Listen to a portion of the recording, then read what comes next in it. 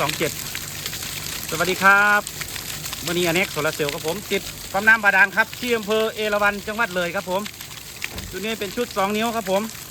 2 แผงนะครับเดินสายร้อยทองให้เรียบร้อยนะครับผมนี่น้ำแบบเยอะเลยนะครับนี่ครับผม2 นิ้วนี่ครับผมแผงเอาไว้ตรงนี้นะครับนี่นะครับผมสนใจติดต่อเข้ามาได้ครับผม0807281044อเน็กโซลาร์เซลล์ครับนี่ครับผม